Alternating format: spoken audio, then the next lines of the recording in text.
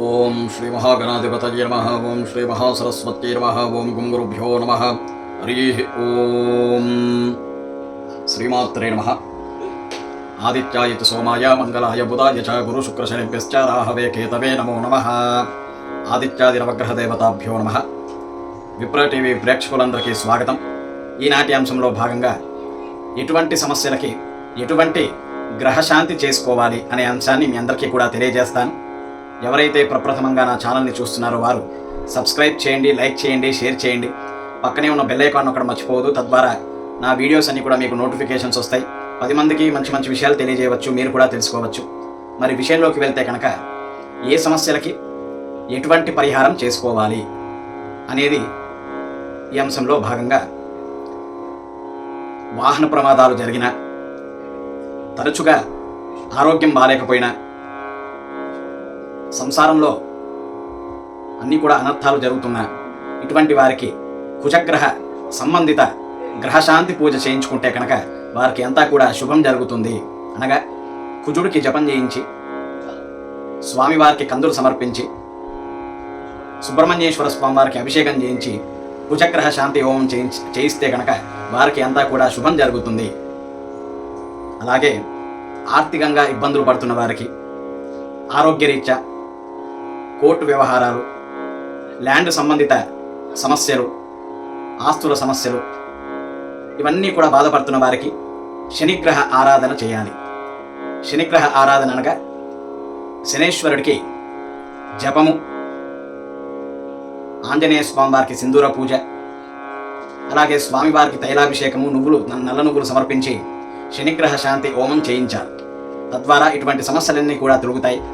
ఆ పిమ్మట పనుల్లో ఏదైనా ఆటంకాలు ఎదురైతే, అనగా ఒక పని చేద్దాము అన్నప్పుడు దానికి ఏదో ఒక సమస్య రావడం, మళ్ళీ ఆ పని వెనక్కి వెళ్ళిపోవడం, ఇటువంటి సమస్యలన్నిటికీ కూడా గురుగ్రహ శాంతి జరిపించాలి.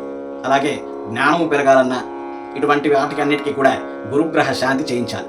గురుగ్రహ జపము, పరమేశ్వరుడికి రుద్రాభిషేకము, అలాగే గురుగ్రహానికి శనగలు సమర్పించి లేదా శనగలు ఉడికించి ఎవరికైనా ప్రసాదంగా పంచడం, అలాగే గురుగ్రహ శాంతి హోమం జరిపిస్తే కనుక ఇటువంటి సమస్యలన్నిటికీ కూడా వారు ఉపశమనం కొంత కలుగుతుంది. అలాగే సంసారంలో చిక్కులు, సుఖ సంతోషాలు లేనప్పుడు, మనశ్శాంతి లేనప్పుడు, ఆర్థికంగా బాధపడుతున్న వారు వీరు శుక్రగ్రహానికి చేసుకుంటే చాలా ఉత్తమం.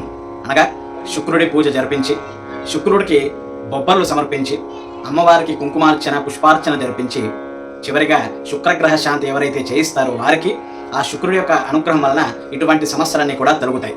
ఆ పిమ్మట సమాజంలో గౌరవం పొందాలన్నా, రాజకీయాల్లో ఉన్నత స్థాయికి రావాలన్నా, అలాగే హృదయ సంబంధిత వ్యాధులు ఉన్నవారు ఆరోగ్యరీత్యా అంతా కూడా ఆరోగ్యరీత్యా అంతా కూడా సర్దుకోవాలన్నా, సమాజంలో ఉద్యోగంలో గౌరవం ఉండాలి అంటే కనుక వీరందరూ కూడా సూర్యగ్రహ ఆరాధన జరిపించాలి. అనగా సూర్యుడికి ఆదివారం నాడ సూర్యుడి పూజ చేసి, సూర్యుడికి గోధుమలు సమర్పించి, శ్రీ లక్ష్మీనారాయణ స్వామివారికి తులసి అర్చన చేయించి సూర్యగ్రహ శాంతి హోమం ఎవరైతే జరిపిస్తారో వారికి ఇటువంటి సమస్యలన్నీ కూడా తొలగి వారంతా కూడా శుభం జరుగుతుంది. ఆ పిమ్మట వ్యాపారంలో ఇబ్బందులు ఎదురైతే వీరందరూ కూడా బుధగ్రహ శాంతి జరిపించాలి. బుధగ్రహ శాంతి జరిపిస్తే బుధగ్రహ జపము, బుధుడికి పెసర్లు సమర్పించి, విష్ణుమూర్తికి తులసి అర్చన చేయించి, ఆ పిమ్మట బుధగ్రహ శాంతి హోమం జరిపిస్తే కనుక వీరికి సమాజంలో గౌరవం తగ్గుతుంది. అలాగే బుద్ధి కూడా మంచిగా పనిచేస్తుంది. వారికి కొందరికి ఉంటుంది అతి బుద్ధి అంటారు, ఇది చాలా ప్రమాదం. మరి అటువంటి బుద్ధి సరిగ్గా పనిచేయాలి అంటే కనుక బుధగ్రహ ఆరాధన చేయాలి. ఆ పిమ్మట మనశ్శాంతి కొరకు, అలాగే మనస్సు నిలకడగా ఉండడానికి, అలాగే స్ట్రెస్, డిప్రెషన్, యాంగ్జైటీ ఇలా ఉన్న వారందరికీ కూడా చంద్రగ్రహ ఆరాధన జరిపిస్తే వారికి మనస్సు నిలకడగా ఉండి వారు ప్రశాంతంగా ఉంటారు. అనగా చంద్రగ్రహ జపము, చంద్రుడికి బియ్యం సమర్పించి, పరమేశ్వరుడికి రుద్రాభిషేకం జరిపించి, చంద్రగ్రహ శాంతి హోమం ఎవరైతే జరిపిస్తారో వారికి మనశ్శాంతి కలిగి అంతా కూడా శుభం జరుగుతుంది. ఇది ఒక్కొక్క గ్రహానికి సంబంధించింది. మరి వీరిలో రాహుగ్రహం, కేతుగ్రహం లేదయ్యా అని మీకు ప్రశ్న రావచ్చు. వీరిద్దరు కూడా ఛాయాగ్రహాలు. వీరందరికీ చేసుకుంటే వారు తర్వాత ఇంకో భాగంలో అనుగ్రహిస్తారు. ఏ విధంగా? ఉదాహరణకి మనం తిరుపతి వెళ్తాము. తిరుపతి వెళ్ళాలంటే దానికి మన దగ్గర స్తోమత ఉండాలి, అలాగే అంతా కూడా సవ్యంగా ప్లానింగ్గా వెళ్ళాలి. మరి ఈ ప్లానింగ్ ఇవన్నీ కూడా ఉండాలి అంటే మన బుద్ధి బాగా పనిచేయాలి. మరి ఈ తిరుపతి వెళ్ళేంత వరకు కూడా రాహుగ్రహం అనుగ్రహం ఉండాలి, రాహుగ్రహాన్ని వారి అనుగ్రహం ఉండాలి. మరి తిరుపతి వెళ్ళాక స్వామివారి దర్శనం చేసుకోవాలి. స్వామివారి దర్శనం కలగాలంటే మళ్ళీ అదొక టాస్క్ అది. మరి స్వామివారి దర్శనం కలగాలి అంటే కేతుగ్రహ అనుగ్రహం ఉండాలి. ఎందుకు? కేతువు ఆధ్యాత్మిక జ్ఞానాన్ని పెంపొందిస్తాడు, ఆధ్యాత్మిక జ్ఞానాన్ని ప్రసాదిస్తాడు, వైరాగ్యాన్ని ప్రసాదిస్తాడు. మరి భగవంతుడి దగ్గరకు చేరుకోవాలి అంటే కేతుగ్రహ ఆరాధన చేయాలి. అలాగే చర్మ సమస్యలు ఇవన్నీ ఉన్న, ఆరోగ్యరీత్యా పనుల్లో ఆటంకాలున్న ఈ రాహుకేతుల పూజ జరిపించాలి. కాలసర్ప దోషం ఉన్న వాళ్ళు కూడా రాహుకేతు ఆరాధన చేయాలి. అలాగే రాహుకాలంలో అమ్మవారికి పుష్పార్చన జరిపించి నిమ్మకాయ డిప్పలతో దీపారాధన చేయాలి. ఇలా 9 గ్రహాలు ఆరాధిస్తే ఎటువంటి సమస్యలు తొలగుతాయో తెలుసుకున్నాం కదా. మరి గ్రహాలు ఒక వంత అయితే లౌకికంగా చూసుకుంటే మన బుద్ధి కూడా చక్కగా పనిచేయాలి.